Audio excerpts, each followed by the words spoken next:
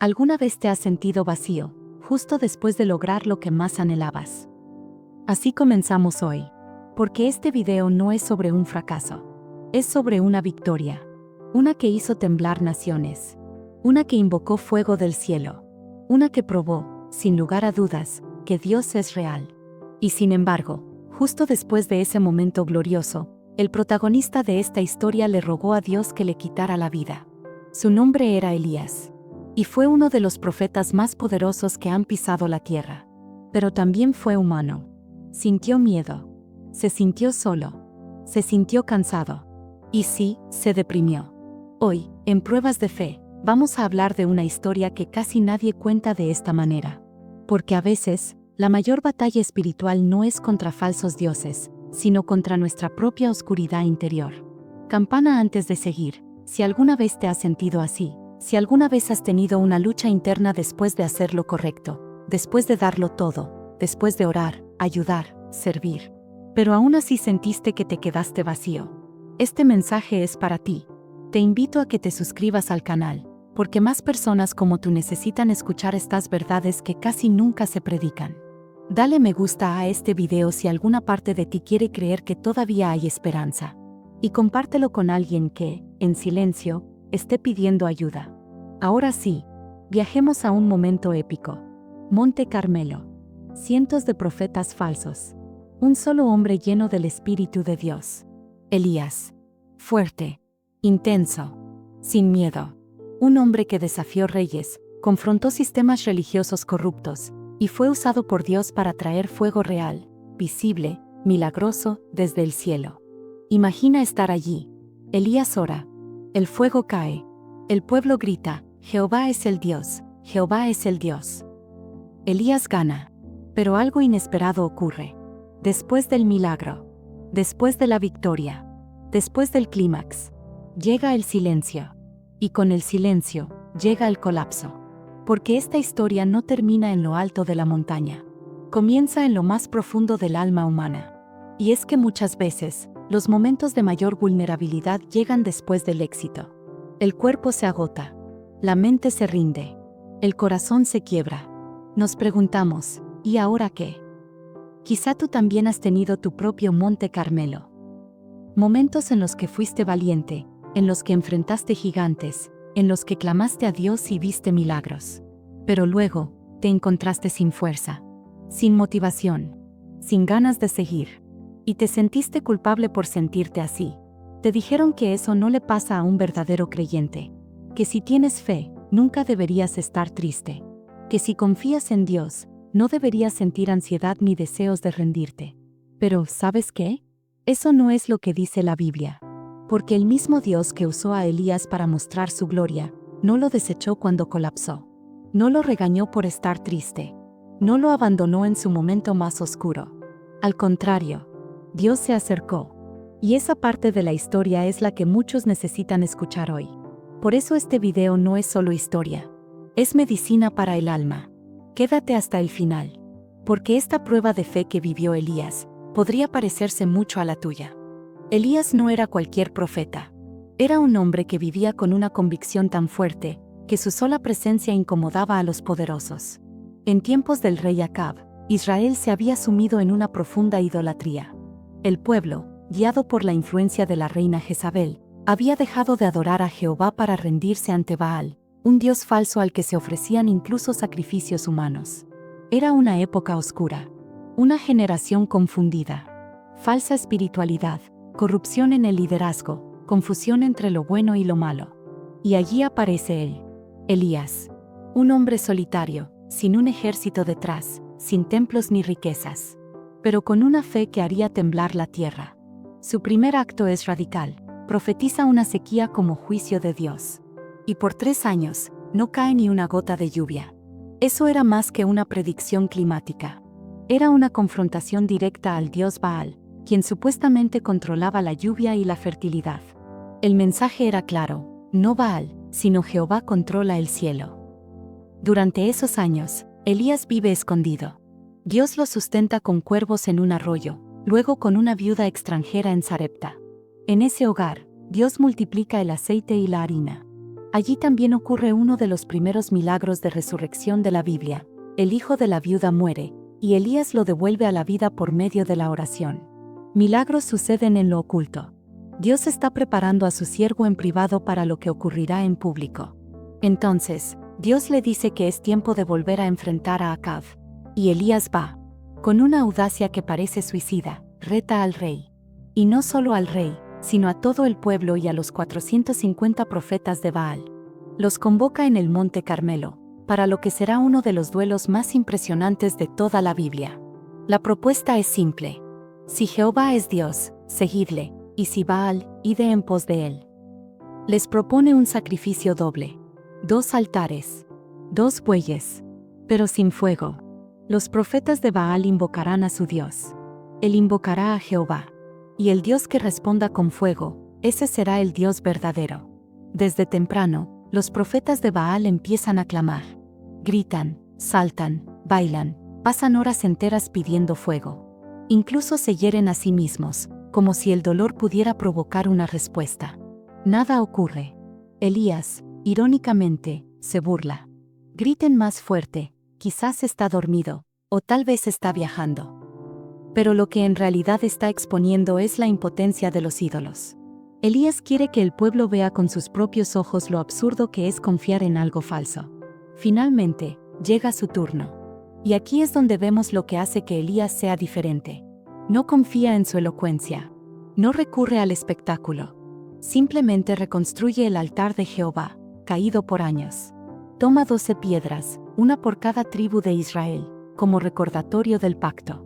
Restaura lo que estaba olvidado. Porque antes del fuego, viene la restauración.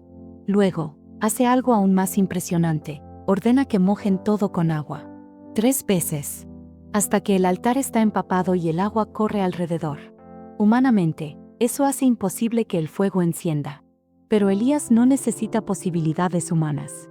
Necesita la gloria de Dios. Entonces ora. No grita. No se corta. No se agita. Solo dice: Jehová, Dios de Abraham, de Isaac y de Israel, sea hoy manifiesto que tú eres Dios en Israel, y que yo soy tu siervo, y que por mandato tuyo he hecho todas estas cosas. Respóndeme, Jehová, respóndeme, para que conozca este pueblo que tú, oh Jehová, eres el Dios, y que tú vuelves a ti el corazón de ellos. Y ocurre. Fuego cae del cielo. No una chispa. No una llama tímida. Un fuego que consume el sacrificio, la leña, las piedras, el polvo y hasta el agua en la zanja. El pueblo, impactado, se postra y clama: Jehová es el Dios, Jehová es el Dios. Ese momento cambia todo. La idolatría queda expuesta. Los profetas de Baal son ejecutados. Elías ha triunfado. Ha demostrado sin lugar a dudas que Jehová es el único Dios verdadero. Y tras esa victoria, una nueva oración. Elías sube al monte otra vez. Se arrodilla. Pone el rostro entre sus rodillas. Y ora por lluvia. La misma lluvia que había sido detenida 3 años antes. Su siervo sube y baja. 7 veces. Y cada vez vuelve diciendo: no hay nada. Pero Elías no se rinde. La fe que tenía para el fuego, también la tiene para el agua. En la 7ª vez, el siervo regresa con una señal mínima, una pequeña nube, como la palma de una mano. Y Elías dice: corre, dile a Acab que viene la lluvia. Y la lluvia llega. No solo fue una victoria sobre Baal, fue una victoria sobre el juicio. Fue una restauración completa, espiritual, emocional y natural. Victoria completa. Victoria espiritual. Victoria profética. Victoria visible. Elías ha cumplido su misión, ¿o no? Porque justo después, recibe un mensaje. Uno que no viene del cielo, sino de una mujer enojada. Jezabel jura matarlo. Y ese solo mensaje, después de todo lo vivido, lo quiebra. Pero esa es otra parte de la historia. Por ahora, quedémonos con esto. A veces, lo más difícil no es invocar fuego. Es mantener encendida la llama del alma cuando todo parece apagarse. La amenaza no vino del ejército. No vino de Baal. Vino de una sola mujer, Jezabel. Y ese solo mensaje fue suficiente para quebrar al profeta. Después de haber invocado fuego del cielo, de haber vencido públicamente a cientos de falsos profetas, Elías escucha que Jezabel ha jurado matarlo, y algo se rompe en su interior. 1 Reyes 19:3 lo dice claro. Viendo, pues, el peligro, se levantó y se fue para salvar su vida. Pero ese versículo esconde más de lo que aparenta. No es solo que Elías huye físicamente, es que algo en su espíritu, en su alma, también huye. Elías no está huyendo solo del peligro. Está huyendo de su agotamiento emocional, de su frustración, de sus preguntas sin respuesta, de un mundo que no cambia aunque haya visto milagros. Se va al desierto, solo, abandona su puesto, deja atrás a su siervo, se aleja de la misión, y ahí, bajo un arbusto, lanza una de las oraciones más desgarradoras que hay en toda la Biblia. Basta ya, oh Jehová, quítame la vida. Elías quiere morir, no porque dude de Dios, sino porque ya no puede más. El cansancio, la presión, el miedo, la sensación de inutilidad, el peso emocional acumulado durante años, todo cae sobre él al mismo tiempo. Eso también es una prueba de fe. No porque estés en batalla, sino porque ya no tienes fuerza para seguir luchando. Muchos creyentes viven allí, donde vive Elías en ese momento. Lugares donde el alma ya no responde, donde las emociones están apagadas, donde la mente está saturada, donde el deseo de desaparecer es más fuerte que el deseo de avanzar. Y quizá lo más doloroso, sentir que has fallado a Dios por sentirte así. Pero mira lo que pasa a continuación. Dios no responde con juicio.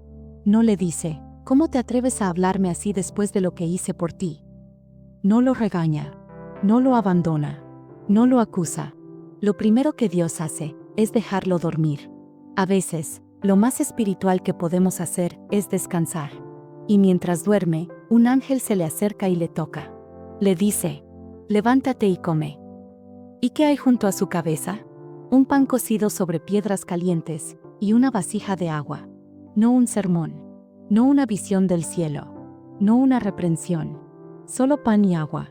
Dios responde con ternura, porque Dios entiende que hay momentos en los que no necesitas respuestas teológicas, solo alimento y descanso. Elías come y vuelve a dormir, y el ángel vuelve por segunda vez. Lo toca de nuevo, y repite, levántate y come, porque largo camino te resta. Ese detalle es hermoso, porque aunque Elías se había rendido, Dios no lo había descartado. Aunque él quería morir, Dios sabía que todavía había propósito.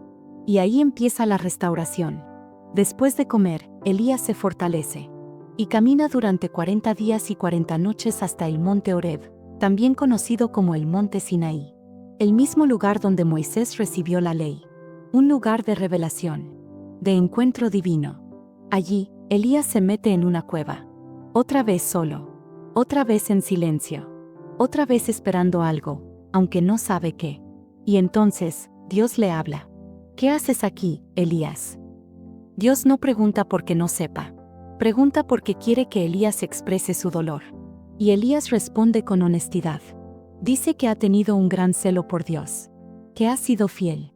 Que los hijos de Israel han dejado el pacto. Que ha sido perseguido. Y que ahora, se siente completamente solo. Y solo yo he quedado, y me buscan para quitarme la vida. ¡Qué soledad tan profunda! A veces, lo más duro no es el cansancio físico, sino la sensación de que nadie entiende lo que estás pasando. Y ahí, Dios le muestra algo extraordinario. Le dice que salga y se ponga de pie ante él.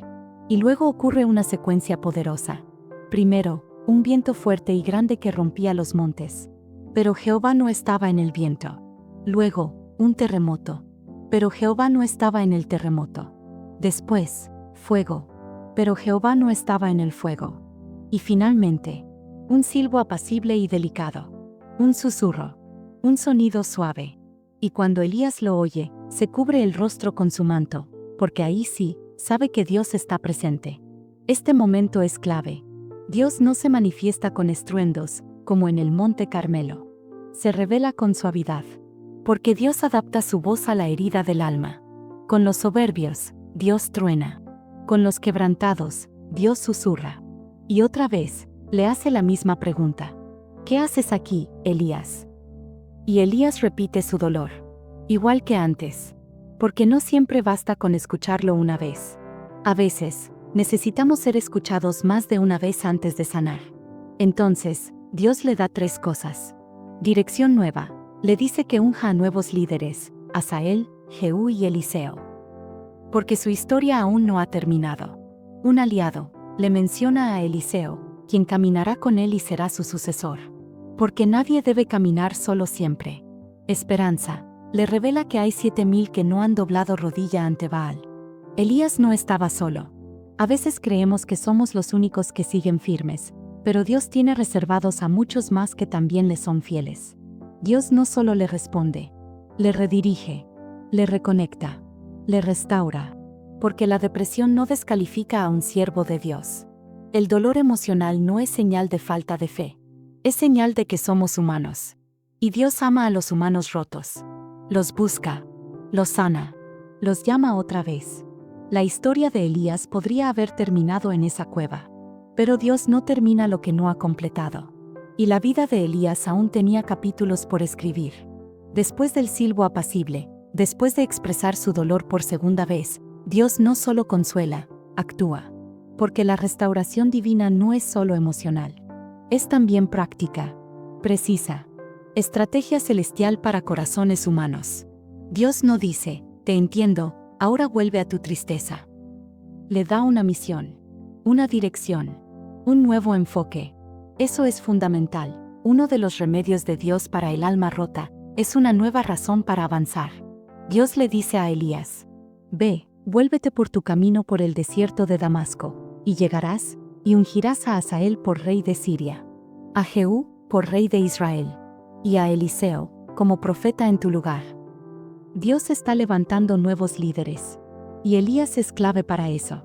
Aunque se siente acabado, Dios lo ve como instrumento de multiplicación. Aunque se siente solo, Dios le muestra que es parte de un plan mucho más grande. Este momento marca un giro. Dios está diciéndole, Elías, no estás muerto. Estás en transición. Y en cada transición, hay un propósito que no puedes ver en el momento. Elías obedece, y encuentra a Eliseo, un joven trabajando en el campo. Eliseo no estaba orando ni ayunando. Estaba arando la tierra. Porque muchas veces, Dios llama a los dispuestos en lo cotidiano. Elías lanza su manto sobre él.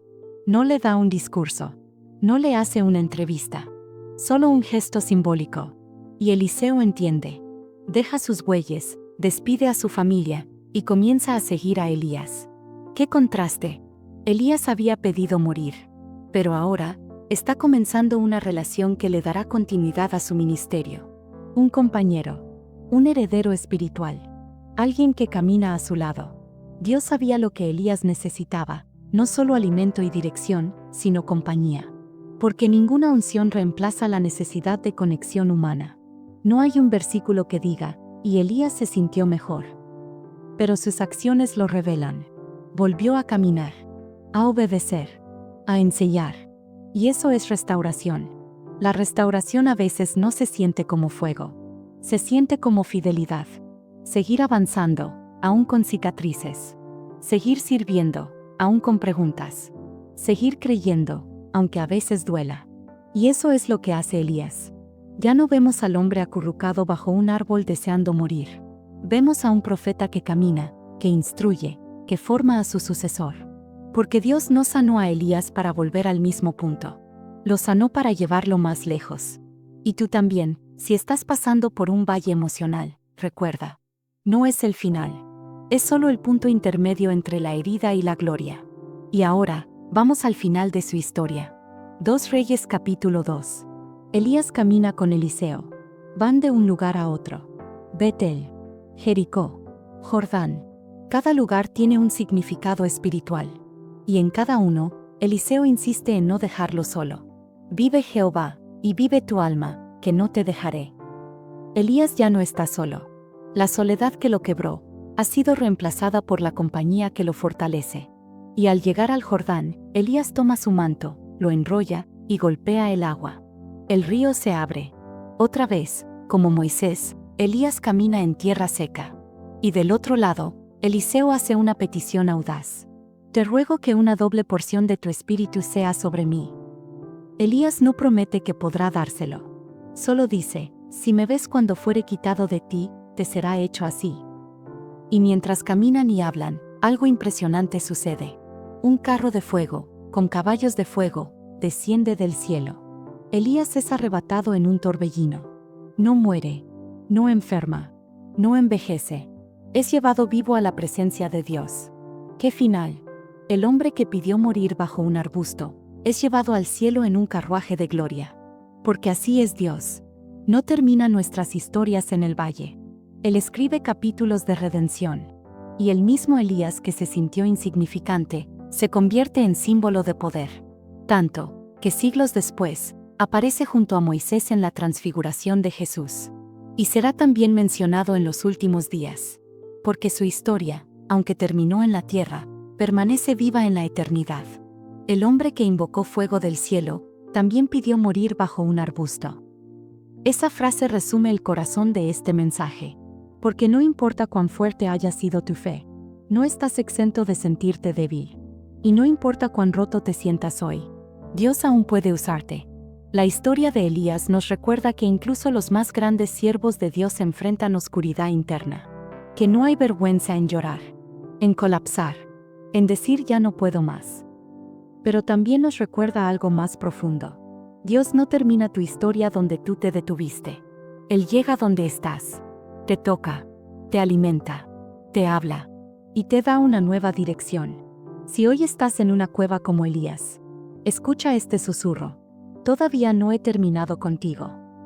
Tu historia no termina en el cansancio, no termina en el fracaso, no termina en la tristeza, termina en victoria, en cielo, en gloria, porque así como Elías fue llevado en un torbellino, Dios también tiene reservadas formas sobrenaturales de levantarte, de honrarte, de restaurarte. Y si estás rodeado de oscuridad, aférrate a esto. A veces, el mayor milagro no es el fuego que cae. Es la fuerza para seguir caminando cuando nadie te ve. Fuego, si este mensaje tocó tu corazón, quiero invitarte a dejar un comentario y contar qué fue lo que más te habló. Burbuja de Diálogo, comparte este video con alguien que esté luchando en silencio. Tal vez Dios quiere usar tus manos para levantar a otro. Pulgar hacia arriba, dale me gusta si sentiste que esta palabra fue para ti. Campana, suscríbete para recibir más historias que no solo informan, sino transforman. Y recuerda, porque cada prueba es una oportunidad para crecer en la fe.